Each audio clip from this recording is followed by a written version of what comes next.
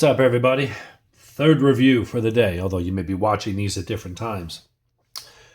We did the Breitling Super Ocean 44. We did the Tasty Tudor Black Bay 68 43 millimeter.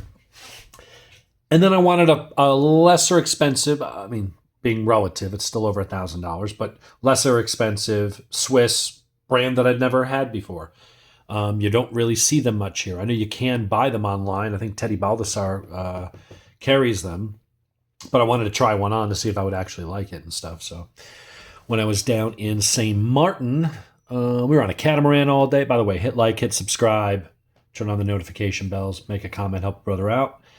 Cost you nothing, but it does help dear old Dave here. And we're on St. Martin and went on a catamaran cruise around the bay, and they dropped us off at the beach, and they're giving us rum punch starting at 9 a.m. I had like 8 or 9 of those and then like 6 glasses of champagne. Didn't feel like I was that wrecked, but on the way back, I was like walking through the market area to get back to the cruise ship with some folks that we met, Jason and VB. Very cool peeps. Got to spend the day with them out on the island. And we were walking past the Art of Time, a watch shop, and I saw Doxa. And I was like, great, that's one of the brands of watches I was looking for while I was on the island. Islands, plural. So I stopped in, and I was like, I'm looking for the orange dial. It was right there when I walked in the door. I said, how much the best deal? He told me. I said, great, let's do it. And this is what I got. So, I forgot to put it in the box. That's all right.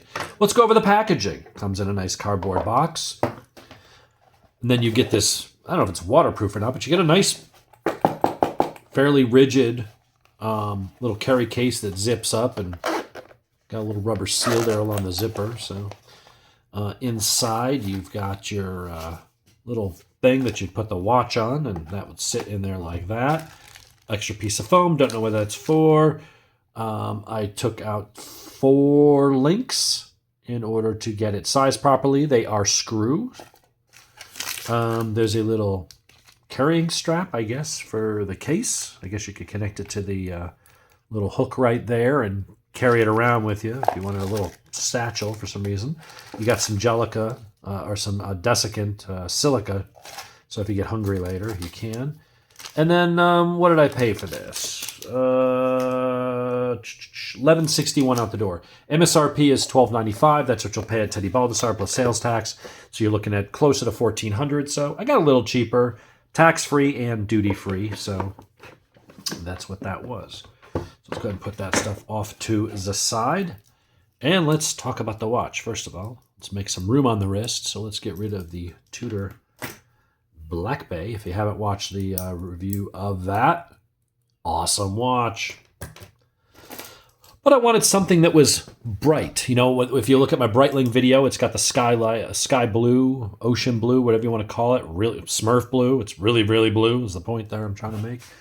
And then I was like, well, you know, these things come in that same blue. These got greens, they got black, they got orange, they got white, they got silver, they got yellow. I was like, you know what? I need an orange watch. Something that just really stands out and pops. I wanted something with a bit of a dome to it, kind of a retro dive watch look. And Doxa is retro. Doxa has been around for a while. Doxa is the company that Jacques Cousteau worked with to create a tool watch, a dive watch for himself. And he worked with them and said, these are the things that a deep sea explorer would want in a watch. And Jacques worked with them, and Jacques wore this brand on his deep sea explorations for a number of years. This particular model is only 200 meter water resistant. That's why it's called the Sub 200. But you can get it not only in a variety of colors, you can get it with strap in different colors that match the dial, depending on what color dial you get. You can get it in all the different dial colors I mentioned before. And you have a choice of stainless steel polished bezel, or you can get it with a ceramic inlay that would be black. That's the one I meant to buy, but because I walked in, I was just looking at orange, and I was a bit tipsy. I pointed to that one, and I thought I was pointing to the other one. It wasn't until I got back to the ship, and I realized, I bought the wrong watch. It's okay though. It's awesome. Would I prefer it with the black bezel? Yeah, but this works. It's nice, and I certainly wasn't going to ask the captain of the ship to turn around and go back so I could swap the watch out or try to. So hey, it is what it is. So basically, this was unveiled at Baselworld 2019. It's a three-hand diver's watch made of high-quality 316L. You've got a diameter of 42, and it's topped with scratch-resistant sapphire with AR coating, and it's got a very cool, distinctive curvature. And it basically is to mimic the curved plexiglass used back in the day, but it's modern. It's more scratch resistant sapphire. Let's see. You've got your Doxa. You've got your Doxa fish symbol there on your crown, which is, of course, a screw down. Let's go through the technical data. It's a Swiss mechanical automatic, although it doesn't say on their website what it is, but it is a Swiss mechanical automatic, self-winding. You've got a 38-hour power reserve. You have a 28,800 VPH, which is 4 hertz. It says the movement is decorated by Doxa. Well, I'm going to have to take their word for it because you can't see it because it's behind the screw-down caseback, which does have, their logo and some nice etching and stuff of the Doxa fish and serial number and all that good stuff. Let's see. 42 mil. Your lug to lug width is 46, so should fit pretty well on the wrist for guys with maybe slightly smaller wrists, but not too small. Screw down crown, we mentioned that. The height is 13.8 millimeters that way. 200 meters, 666 feet. You've got your nice little clasp there, which is also adorned with the fish. And then you got your little retaining thing that says Doxa on it. The clasp itself is machined, brushed. Nothing crazy. It's not as it's nothing like what that Tudor or the Breitling has, but very nice. I will say what drew me to it was its history with Jacques Cousteau and it being a legit dive watch, just that sort of classic 50s and 60s design, but also the colors. And this is not a Jubilee bracelet. They call it rice beads. So just a very cool, just enough flex, but not overly much, just enough to be flex. It really flows around. I mean, the way it folds and stuff, it's really nice. It drapes across it's very supple, drapes across the wrist really nice. You do have hours, minutes, seconds, and it does have the date. The date is there at 3 o'clock, and it is actually legible. The bezel is going to be unidirectional. Now, here's the one thing I will say on this. The bezel takes a bit of effort. And doing it from the side like this, you have to really pinch it. And when your fingers are wet, they tend to slide. You kind of have to do it from up top. And it's still, it's a really strong detent. It's actually stronger than I would like. Especially, again, when your hands are wet. If you were going to be using it as diving, you might have to really sit there and grip it with your fingertips. It's just not a lot to get a purchase on. And it is very, it's more so than this. This is very good. The Breitling is amazing. Just got a kick-ass bezel. This is also very good. This one works very well. It's just, if you sat there doing it, if you like to fidget with it, you're going to chew the ends of your fingers up. Even just doing it like that, you kind of got to grip it from the side and pinch it with more than just your forefinger and thumb. It really wants to spin in your hand and not get enough traction. So then you have to really push hard, which then those detents will start to push themselves into your skin. You're not going to cut yourself, but it's not what you would call comfortable or enjoyable. I don't actually go diving, so I'm less worried about that. But for some people, that may make a difference. Now, could that just be this one? If I'd not been drunk and had I tried multiple ones, I might have said, oh, okay, well, maybe the one with the inlay bezel is a little taller and sticks out more, maybe gave you more purchase. I don't know. Maybe this one's just extra stiff. Giggity. Don't know. But yeah, beads of rice is what they call that. I think that's really cool. It's nice. It's different. It's Jubilee-ish, without being Jubilee and trying to look like a knockoff. It also has the flat pieces on the side. I just think it's a nice, really interesting looking bracelet. I feel like it lends a little bit of class to this. It feels very strong. You do have, before I put that back on, you do have 4 clicks of micro adjust, and of course, being a dive watch, you do have your wetsuit extension. I don't think it had a half link. I think they're all full links, but the links are fairly small, and the links are right in line with, they're about the same width as the 4 adjustments here. So you make your half link worth here. I think the way they did it was smart in that you didn't have to have a half link, which might throw off towards the end. I think with those beads of rice, it would look weird because you'd have to have smaller beads of rice down here. So they kind of, in doing this, maybe painted themselves in a corner a little bit, but they gave you more than enough here to where I was able to very easily get that comfortable and give me some latitude where I could still go looser as well as tighter without having a half link. So well done there.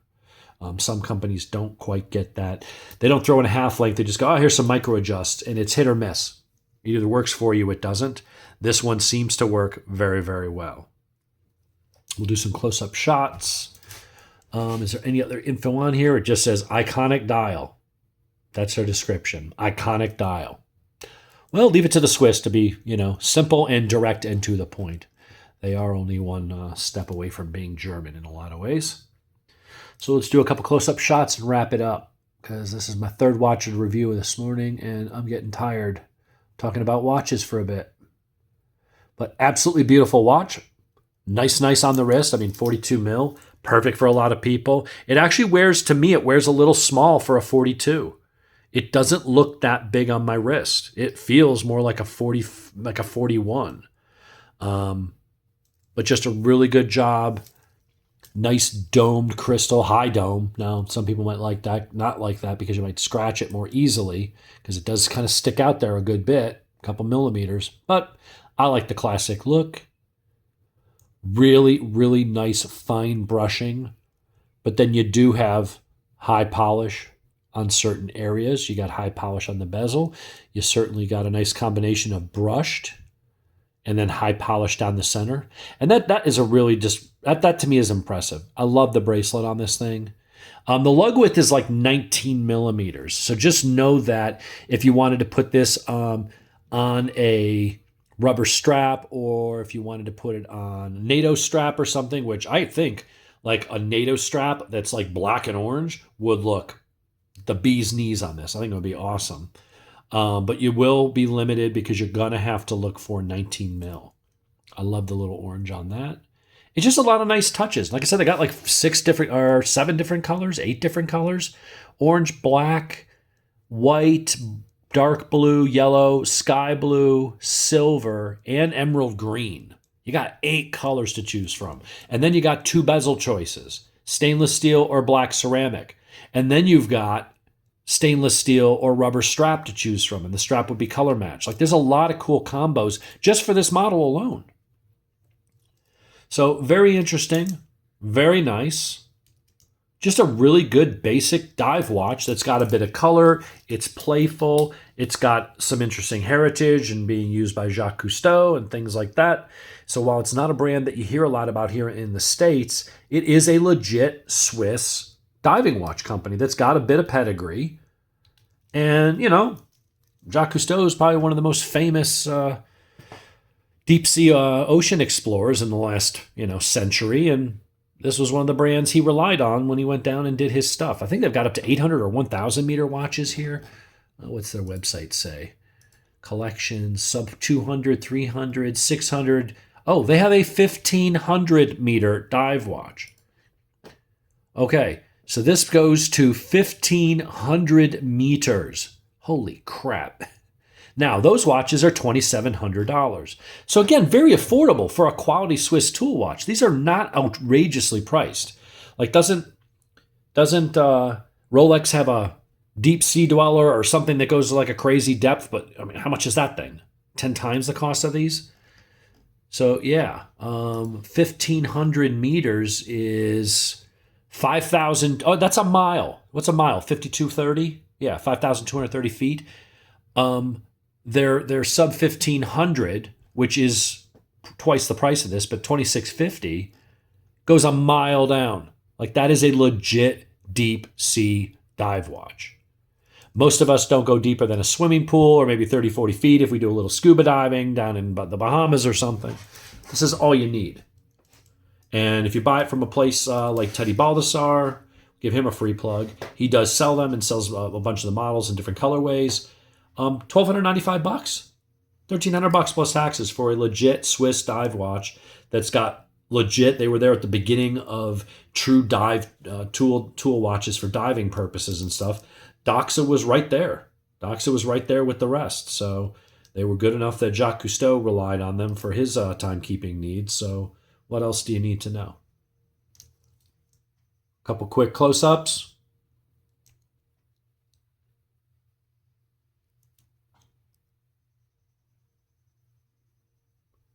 Beautifully done.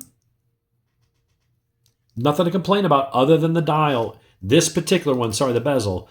This particular one, it's short. I think that if they had made it thicker, but then this wouldn't have been recessed without, this would have been recessed instead of the dome. I think in order to make that dome effect, they gave you a really thin bezel. So with that stiff detent spring, there's just not a lot to grab onto. And so the bezel's a bit tight. It's not going to be fidget friendly. You're going to want to grab it, set it, maybe use it for diving purposes. But if you're a guy that likes to sit here and do this, and I don't know, maybe if I sit here and do this, maybe it'll break in and loosen up over time. Maybe even a drop of oil up in there would help. But you got to do it like this, okay? When I'm using it this way, not so bad. When you try to do it this way, your hand just wants to slip. And you really got to pinch it. And then it starts putting indentations in your finger. So that's the only thing I would knock this for. And it may not be the brand, it may not be the model. It could just be the one that I bought when I was hammered. So there you have it. Doxa Sub 200 orange with beads of rice bracelet. Absolutely beautiful. If you don't want to spend $5,000, $6,000 on the Breitlings and the Tudors, but you want a nice, cool Swiss dive watch that's a little bit off the beaten path, that isn't the normal brands that everybody goes for and that's going to be on everybody's wrist, this is something that will get noticed. This is something that people will see, ooh, let me see that. What is that? Because they see the orange or the vivid yellow or whatever color you go with. They see a cool bracelet like that. They can tell it's a dive watch, but people aren't going to necessarily know what this is. And they're going to ask the question, hey, what are you wearing? What is that? Let me see that. And now you got a conversation starter. Maybe you made a new friend. Maybe it's on a job interview. Who knows? You never know where conversations can go. But that's what a lot of watches, that's one of their, I think one of their purposes for people who are into watches is it's interesting. And a lot of people are interested in watches these days, and it starts these conversations, and conversations can lead places, and you don't know where. So there you have it. Beautiful. I wouldn't say luxury. It's not really up in luxury price, but a quartz Longines Hydro Conquest. Those were about $1,000, $1,100. I mean, this is almost a $1,300 watch. So it's definitely not cheap, but it's certainly affordable. Costs the same as a new iPhone 17 Pro. If you can afford that, you can afford this. I wish I knew what movement. I have to do a little research. Or maybe I'll put that in the description. I didn't think of it before the video.